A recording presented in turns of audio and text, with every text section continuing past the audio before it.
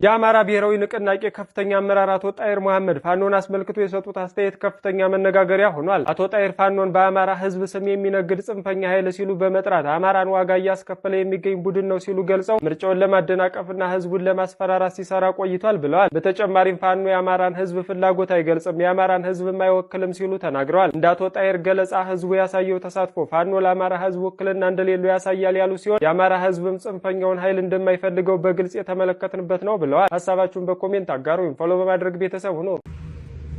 መለስ ና እንጂ ተመለስ። ናፈከን እኮ ና እንጂ ተመለስ። መለስ ሲሄድ አብይ አህመድ መጣ። አረንጓዴ አሻራውን የሰው ደም አጠጣ። አንተ ታስገድለኛለህ። የአርሲ ሰዎችን ነፍሳቸው አሳጣ። ታስገድለኛለህ። ፈሪ ነህ አንተም እናንተም ፈሪ ናችሁ። ህይወታችሁን ነፍሳችሁን የምትሰጡት ነገር ለይታችሁ ጠንቅቃችሁ አላወቃችሁ። እኔ እዚች ጋር የተቀመጥኩት ብርና ዝና ፈልጌ አይደል። እኔ ኃጢአተኛው እኔ በደለኛው እያለሁ ንጹሃን ሰዎች ቤተክርስቲያን ላይ ጥቃት ሲሰነዘር መወሰን ስላቃተኝ ነው። እኔ ወስኛለሁ። ልክ አርሲ ላይ እንደተደረጉ አንገታቸው እንደተቆረጡ ነፍሴንና አንገቴን ልሰጥ ወስኛለሁ። እኔ ለሃይማኖቴና ለእምነቴ ሃይማኖቴን አንገቴን እሰጣለሁ። እናንተ መወሰን ከቻላችሁ ከኔ ጋር ተከተሉ። እነዚህ ከኋላ የምትመለከቷቸው አባቶችና ወንድሞች የታሰሩበት ምክንያት እኔ እስካሁን አልገባኝም። አትግደሉን ስላሉ ከሆነ ስህተት ነው። ፕላስ ደግሞ የህዝቡን አጀንዳ አትግደሉን ከሚል አጀንዳ ወደ አትሰሩን ወደሚል አጀንዳ ለማምጣትም ከሆነ በጣም ስህተት ነው። ነፍጥ ያነሳ የለም፣ የተኮሰ የለም።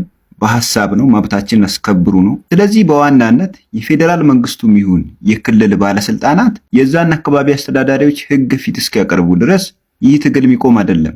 ምክንያቱም ከዚህ በፊት የሻሸመኔ ከንቲባ የነበሩ ሰው ናቸው አሁን ላይ የምስራቅ አርሲ ዞን አስተዳዳሪ የሆኑት ማለት ነው። እና አቡነ ሳዊሮስ የኦሮሚያን ሲኖዶስ አቋቁመናል ብለው በየሀገረ ስብከቱ እነሱ የሾሙትን ሊቀ ጳጳሳት ሲልኩ አንቀበልም ብሎ የወጣውን የሻሸመኔ ህዝብ በዛ ሰዓት የሻሸመኔ ከንቲባ እያሉ ምን ያህል ደም ሻሸመኔ ላይ እንደፈሰሰ የምናውቀው ነው። የማን ደም? የኦርቶዶክሳውያን ደም።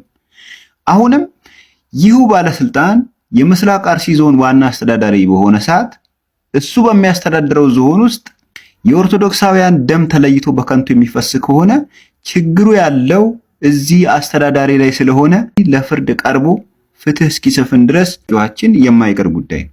ስለዚህ እነዚህ ሰዎች አትግደሉን ስላሉ ብቻ የታሰሩ ከሆነ ጩኸቱን ያባብሰዋል እንጂ ጩኸቱን መቼም ሊያረግበው አይችልም። በሰላምና ሰላማዊ የሆነ ጥያቄ እስከቀረበ ድረስ ሰላማዊ የሆነ መፍትሄ ያስፈልጋል።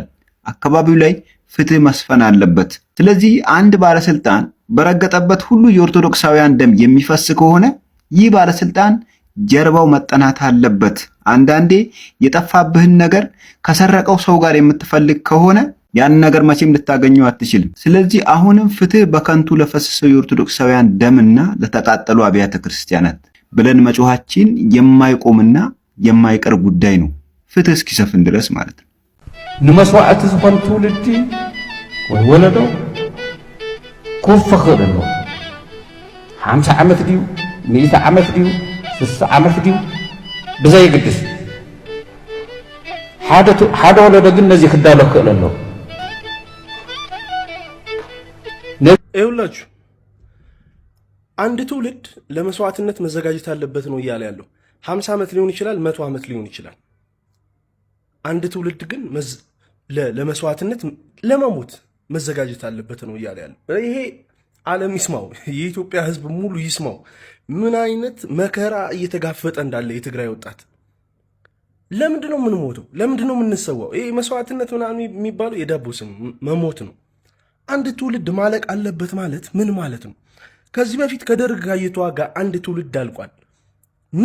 ምን አደረገ? ምን አመጣለት? አንድ ዘመድ አዝማድ ብቻ ነው ለስልጣን ያበቃ። ይሄው ዘመድ አዝማድ ተመልሶ ሄዶ ወደ ትግራይ እንደገናውን ና እንደገና ትሞታታለህ እኔን ወደ ስልጣን ለማውጣት ስትል እየተባለ ነው እንዴ። ምን አገባን? እኔ አንድ ዘመድ አዝማድ አንድ ቤተሰብ ስልጣን ላይ እንዲቆይ እንደ ንጉሳዊ ቤተሰብ የትግራይ ወጣት ይለቅልኝ ማለት ምን ማለት ነው? ምን አገባኝ ነው? ይኸውላችሁ አሁን የትግራይ ወጣት ትልቁ ስጋት ትልቁ አደጋውን ህወሓት የሚባል ፓርቲ ነው። ከስልጣንና ስልጣን ውጪ ሌላ ምንም ነገር ማያስብ ና ተሰዋልኝ ና ሙትልኝ በየጊዜው ለምንድነው ምሞትልህ ስትለው ምንም ምክንያት የለውም እኔን ስልጣን ላይ ለማቆየት ስትል ትሞታታለህ የሚል አንድ ትውልድ ሙሉ አልቆ ምን ሊቀጥል ነው? አያችሁ፣ ትውልድም አልቆ እነሱ የሆነ ትርፍራፊ ሰው ይዘው ስልጣን ላይ መቆየት ነው እንጂ ስለ ትግራይ ምናምን ጉዳያቸው አይደለም። ስለኛ ምንም የሚያስቡት ነገር የለም። እነሱ ናቸው ስጋቶቻችን። እነዚህን እንደምንም ከስልጣናቸው ማውረድ መታገል ነው ያለበት የትግራይ ወጣት። ከህወሓት በላይ ጠላት የለውም የትግራይ ህዝብ። ምን ይባላል አሁን አንድ ትውልድ ለመስዋዕትነት ማለት? ሰላም ለትግራይ ህዝብ። ይመሻችሁ።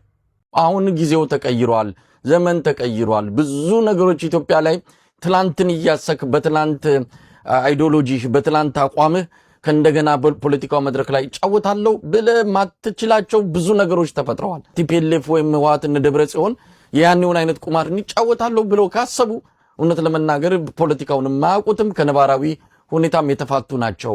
እኔ ስለ ትላንት እያሰቡ የትላንትን ይዘው ወደፊትም እንቀጥላለን ብለው የሚያስቡ አይመስለኝም። ካሰቡ በመጀመሪያ ደረጃ ተጎጂዎቹ ከጫውታው የሚወጡት እነሱ ናቸው። አሁን አዲስ ነገር ነው ኢትዮጵያ ላይ የመጣው።